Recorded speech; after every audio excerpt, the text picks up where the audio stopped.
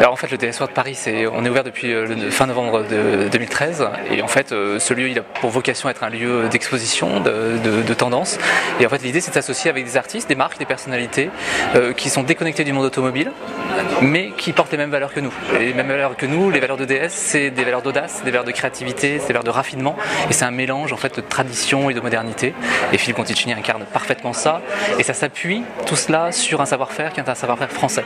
Et l'automobile, DS, qui est une voiture mythique, qui a marqué son temps, qui représente tellement la France, la gastronomie, c'est un savoir-faire extrêmement français, et donc il y a ces deux univers qui nous relient, et voilà, donc le partenariat était assez évident en fait entre Philippe Conticini et nous. Et donc pendant un mois, en venant au DS World, qu'est-ce qui va se passer? Qu'est-ce qui va changer? Alors en fait déjà le lieu est habillé aux couleurs de Philippe Conticini, donc dans différentes vitrines vous allez voir sont mises en scène à la fois ses créations et à la fois son univers, avec la présentation de ses livres notamment. Et puis pendant 3 samedis, les samedis 5, 12 et 19 avril, après-midi, un bar à choux éphémère s'installe dans le DS World où on pourra déguster les choux imaginés par Philippe. J'ai entendu le mot mythique, c'est une marque mythique DS. Et je l'ai dit tout à l'heure, moi j'ai grandi aussi dans la DS, puisque mon papa avait une DS à un moment de sa vie, enfin assez longtemps pour que je m'en souvienne, avec un petit lion qui avait la tête qui bougeait à l'arrière. Et donc voilà, puis c'est une voiture mythique quoi. Donc je trouve ça original de parler de cette voiture-là. Et donc moi ce que je voulais c'était faire le lien avec des produits originaux, en même temps classiques, la pâte à choux c'est classique, mais les travailler de façon moderne, contemporaine. En fait c'est exactement la même chose, les mêmes valeurs. Et donc c'est ce que j'ai fait, et au travers de trois créations à base de pâte à choux. Et même s'il y en a une qui se voit moins, mais c'est de la pâte à choux.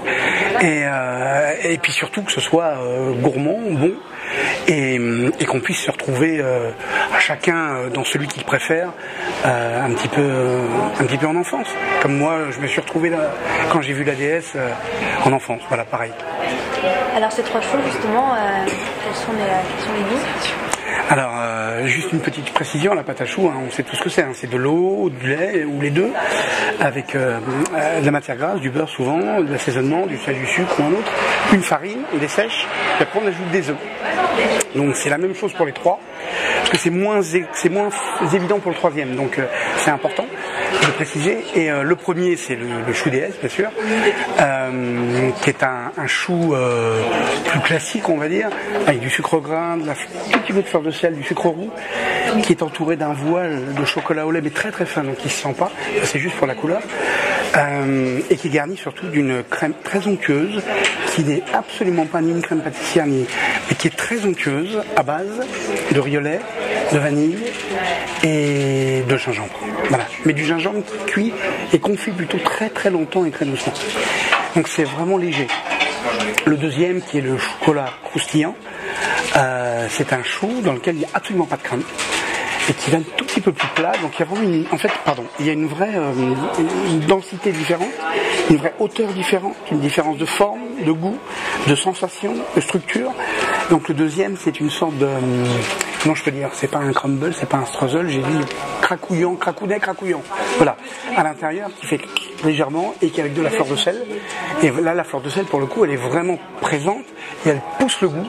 Et moi, je trouve ça super bon. Donc voilà, il y a du chocolat, mais c'est pas au chocolat. Enfin, voilà, c'est un mélange très intéressant. C'est ce qui est à l'intérieur qui est intéressant. Une vraie structure particulière pour un chou dans lequel il n'y a pas de crème. Et puis le troisième, alors lui, il est plus original encore. C'est comme le rocher congolais, vous savez, ce rocher coco qu'on mangeait quand on était petit. Et ben voilà, j'ai fait de la pâte à choux, mais j'ai construit ma pâte à choux en faisant comme un rocher congolais, sauf que j'y ai mis des petites choses dedans qui font que ça souffle. Et donc j'ai appelé ça un chou-flé coco, mais quand on le coupe, on a la densité de ce rocher coco à l'intérieur, et en même temps c'est un peu humide.